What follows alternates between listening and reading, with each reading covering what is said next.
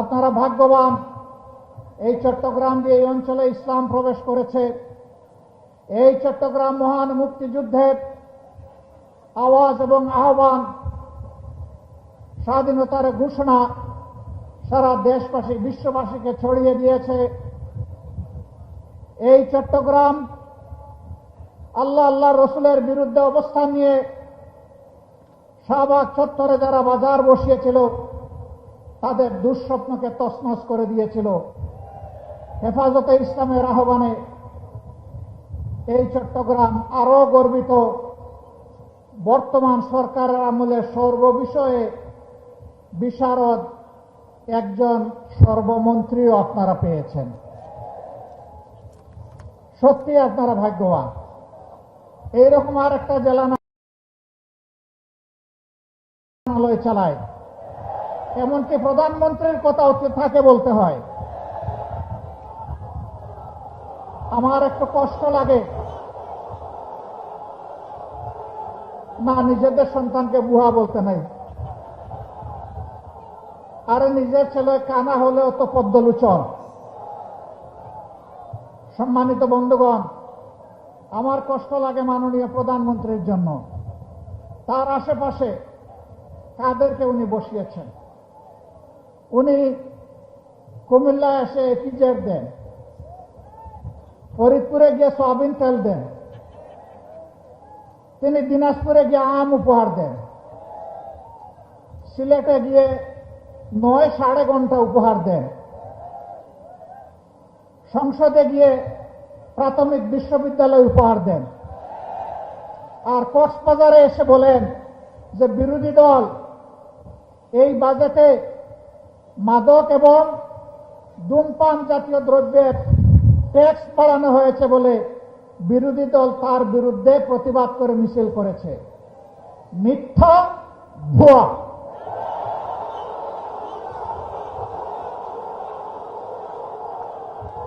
বিরোধী দলের কেউ এটা করে নাই। আমার করুণা লাগে। প্রধানমন্ত্রীর এই পদটা রাষ্ট্রীয় পদ, তিনি রাষ্ট্রের প্রধান নির্বাহী। তার দিকে তাকিয়ে বিশ্বের জনগণ বাংলাদেশকে হিসাব করবে। তার মুখ দিয়ে যদি অনবরত এই সমস্ত ভুলভাল কথা বের হতে থাকে, বাংলাদেশ লজ্জিত হবে, ক্ষতিগ্রস্ত হবে। এদেরকে চিহ্নিত করুন। যারা আপনাদেরকে ভুল বুঝাচ্ছে, আপনার সম্মান মানে বাংলাদেশের সম্মান যারা ধ্বংস করছে, এদের ব্যাপারে ব্যবস্থা নিন। নইলে ক্ষতিগ্রস্ত শুধু আপনি হবেন না, গোটা জাতিকে আপনি ক্ষতিগ্রস্ত করবেন। এবারকার বাজেট বিরোধী দল প্রতিক্রিয়া জানাবে, খুবই স্বাভাবিক। এটা গণতন্ত্রের এসেন্স, এটা গণতন্ত্রের সৌন্দর্য। এতে রাগ করার কি আছে? অল্পতে ধৈর্য হারালে 18 কোটি মানুষের দায়িত্ব পালন করবেন কিভাবে? হ্যাঁ, জনগণ সমর্থন দিবে, প্রশংসা করবে। জনগণ যখন দেখবে জন আকাঙ্ক্ষা বাস্তবায়নে আপনি এবং আপনার সরকার আন্তরিক। কিন্তু জনগণ যখন দেখবে 70% মানুষের রায়কে আপনারা অপমান অগ্রাহ্য করছেন, জনগণ বসে বসে আঙ্গুল চুষবে না। রায় দিয়েছে জনগণ, মানতে হবে সরকারকে। যে সরকার জনরায় মানে না, সেই সরকার জনগণের সরকার হতে পারে না। সংসদে তারা বলেন তাদের হিসাব অনুযায়ী বিভিন্ন মেকানিজমে সরকারে গিয়ে এখন বলছেন 51% মানুষ তাদেরকে ভোট দিয়ে সরকার গঠনের সুযোগ দিয়েছে। ভালো কথা, কিন্তু 70% মানুষ যে ভোট দিয়ে বলেছে গণভোটের গণরায় মানতে হবে, সেটা মানছেন না কেন?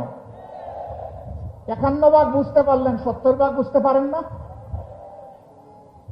হ্যাঁ, 9.5 ঘন্টা বললে আসলে হিসাব মিলাইতে সমস্যা হবে। হিসাব মিলানোর জন্য ভালো মানুষ পাশে রাখুন, জাতিকে নেতৃত্ব দেওয়ার জন্য, যাদের অন্তরে দেশপ্রেম আছে, মানবতাবোধ আছে, চরিত্র যাদের উন্নত, যারা চাঁদাবাজদের ঠাঙ্গিদার নয়, তাদেরকে বসান। একজন কুখ্যাত ব্যাংক ডাকাত, তার গাড়িতে চড়ে যারা রিসিপশন নেবে, তাদের দ্বারা আপনার সরকার বাংলাদেশের জনগণকে কিছু দিতে পারবে না। প্রিয় দেশবাসী, আমরা চেয়েছিলাম জনগণের সকল সমস্যার সমাধান সংসদে হোক, সরকার চায়নি। আমাদেরকে তারা ঠেলে দিয়েছে জনগণের কাতারে। যদি গণভোটের রায় মেনে নেওয়া হতো, আজকের এই বিভাগীয় সমাবেশের প্রয়োজন হতো না, এতগুলো মানুষকে ত্যাগ স্বীকার করে এখানে আসতে হতো না। আপনারাই বাধ্য করেছেন। সংসদে আমরা এই দাবি উত্থাপন করেছিলাম, আলোচনা হয়েছে, আপনারা ফেলে দিয়েছেন, জনগণকে অপমান করেছেন। আমরা সেদিনে বলেছিলাম সংসদে কথা বলতে মাননীয় স্পিকারের অনুমতি প্রয়োজন হয়, মাননীয় স্পিকারের রুলিং এর প্রয়োজন হয়। যেহেতু এখানে আমরা সুবিচার পাইনি, আমরা এখন জনগণের সংসদে চলে যাচ্ছি। জনগণের বিষয় এখন জনগণের কাছে পেশ করব, সেখানে কোনো স্পিকারের অনুমতির প্রয়োজন হবে না। সেখানে মন খোলা কথা বলবো, জনগণ সিদ্ধান্ত নেবে আগামীতে তারা কি ফয়সালা দেবে। একটা স্বাধীন সার্বভৌম দেশ, সীমান্তে কি হচ্ছে আপনারা জানেন। আমরা নোটিশ দিয়েছি এই বিষয়ে আলোচনা করার জন্য, আমাদের নোটিশ নিয়ে টাল বাহনা করা হচ্ছে। ভয় কিসের? কারে ভয় করেন? কারে খুশি করতে চান? কার হয়ে দেশ পরিচালনা করতে চান? যদি বাংলাদেশের জনগণের সরকার হয়ে থাকে, তাহলে এই ধরনের ইস্যু সংসদে আলোচনা করতে দিতে হবে। আমরা আলোচনা সংসদে করব না উত্তেজনা বৃদ্ধির জন্য, আমরা আলোচনা করব বাংলাদেশের স্বাধীনতা এবং সার্বভৌমত্বকে সুসংহত করার জন্য।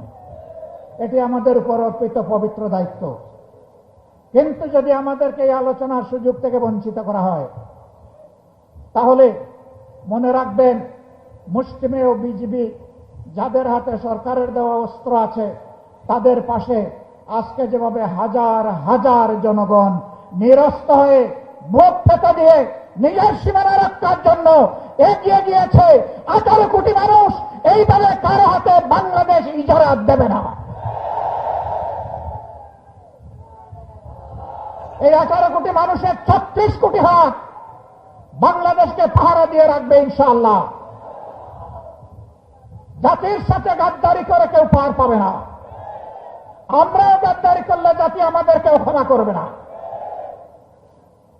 আমরা জাতিকে কথা দিয়েছি, কথা দিচ্ছি, আমরা জাতির সাথে আমরা গাদ্দারি করব না ইনশাআল্লাহ। জীবনের বিনিময় হলেও আমাদের দেওয়া কথা আমরা রক্ষা করব। সম্মানিত বন্ধুগণ, জনগণ আশা করেছিল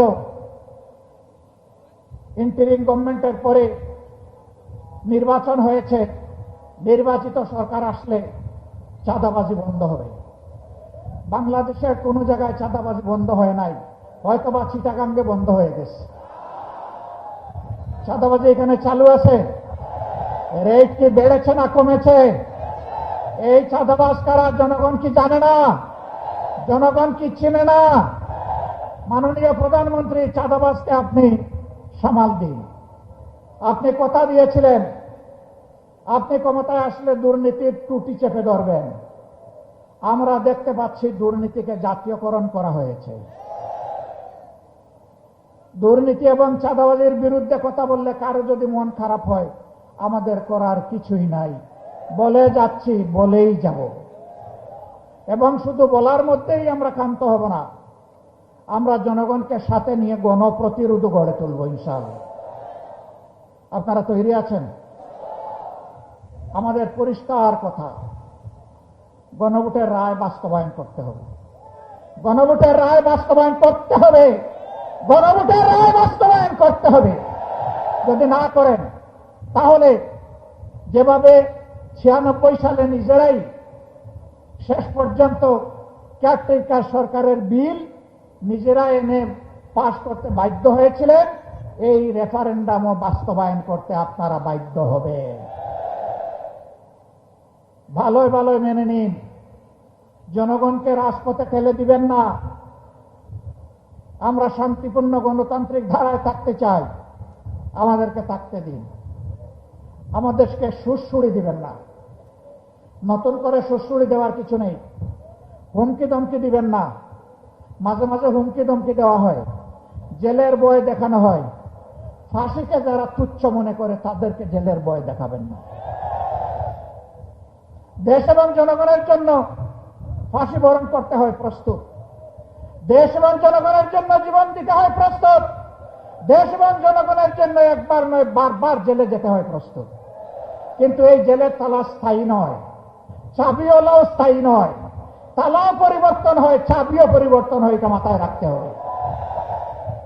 একদল ফ্যাসিবাদ কায়েম করতে গিয়ে বনে জঙ্গলে আশ্রয় নিয়েছে, খাল বিল নদী নালা দিয়ে পালিয়ে গিয়েছে।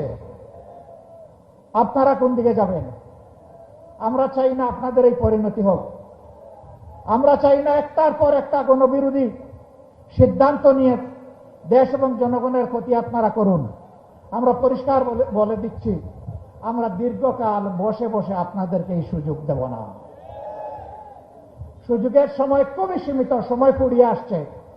এই সময়ের ভিতরে যদি পরিবর্তন হয়ে যান, আপনাদেরকে অভিনন্দন জানাবো। যদি পরিবর্তন না হন, তাহলে আপনাদেরকে আপনাদের পরিণতি গুণার জন্য প্রস্তুত থাকতে হবে। চট্টলাবাসী জনাব ডক্টর কর্নেল অলি আহমদ বীর বিক্রম আমার বিবেচনায় বর্তমান চলমান রাজনীতির তিনি হচ্ছেন সবচেয়ে বয়োজ্যেষ্ঠ ব্যক্তি। তিনি বলেছেন, দুঃশাসন দুর্নীতির বিরুদ্ধে যদি আরেকটি বিপ্লব করতে হয়, সেটা হবে ইনশাআল্লাহ বীর চট্টলা থেকে। আপনারা সূচনা করতে রাজি আছেন? দেশের জন্য আরেকবার বুক পেতে দিতে রাজি আছেন? আমরাও ঢাকা থেকে আপনাদের সাথে চলে এসে রাজপথে একাকার হয়ে একসাথে দাঁড়িয়ে যাব ইনশাআল্লাহ। সবাইকে ধন্যবাদ।